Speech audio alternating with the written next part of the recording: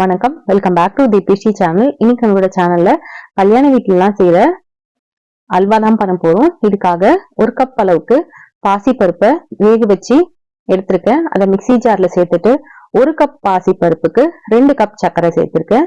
சேர்த்து நல்லா அரைச்சி எடுத்தாச்சு. தண்ணி எடுத்துட்டு பாசி பருப்பை சேர்த்துக்கோங்க.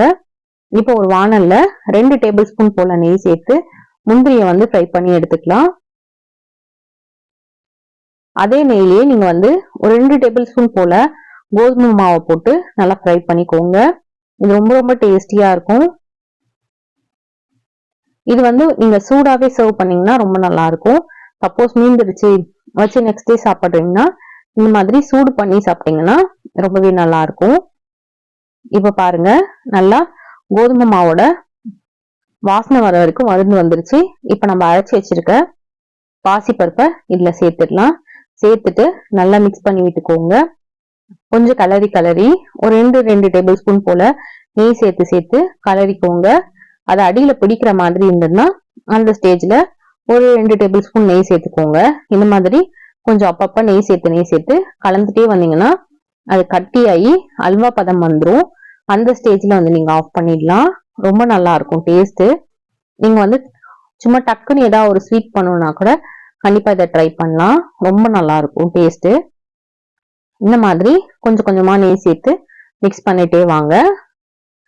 அதே மாதிரி இந்த அல்வா ரெசிபி பண்ணும்போது அடி கனமான பாத்திரமா எடுத்துக்கோங்க. கொஞ்சம் லைட்டா இருக்க பாத்திரம் எடுத்தீங்கன்னா உங்களுக்கு அடியில பிடிச்ச மாதிரி ஆயிடும். கொஞ்சம் திக் பாட்டமா இருக்க மாதிரி இந்த குக்கரோ இல்லைன்னா கொஞ்சம் நல்லா திக்கா ஒரு வானல்லாம் இருக்கும் பாத்தீங்களா, அந்த மாதிரி இருக்க வானல்லாம் நீங்க யூஸ் பண்ணீங்கன்னா உங்களுக்கு அல்வா ரொம்பவே பெர்ஃபெக்ட்டா வரும். கொஞ்சம் நேரம் கழிச்சு இந்த மாதிரி கலரி விட்டுட்டே வாங்க, அடியில பிடிக்காத மாதிரி. இது நல்லா பபுள் நம்ம பாசிப்பருப்பு கொஞ்சம் தண்ணியா இருந்ததுன்னா கூட இந்த மாதிரி வச்சு கலர அது நல்ல திக் கன்சிஸ்டன்சிக்கு வந்துடும். நல்லா ஒரு அல்வா பதம் கிடைக்கும் உங்களுக்கு. கலர ஓரளவுக்கு திக்கானதுக்கு அப்புறமா நம்ம ஃப்ரை பண்ணி வச்சிருக்க முந்திரியை இதுல சேர்த்துடலாம். உங்களுக்கு அடி பிடிக்கிற மாதிரி இருக்கு அப்படின்னா கொஞ்சம் நெய் சேர்த்து மிக்ஸ் பண்ணி விட்டுட்டே வாங்க.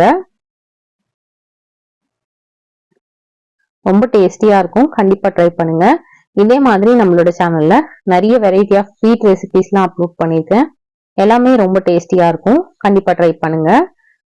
ரொம்ப குயிக்காகவும் பண்ணிடலாம். உங்களுக்கு இதுல வேணும்னா நீங்க கலர் பவுடர் கூட ஆட் பண்ணிக்கலாம். நான் இன்னைக்கு எந்த கலர் பவுடருமே ஆட் பண்ணல, அப்படியே நேச்சுரா இருக்க கலர்லயே விட்டுட்டேன். உங்களுக்கு தேவைப்பட்டதுன்னா நீங்க கலர் பவுடர் கூட இதுல சேர்த்துக்கலாம்.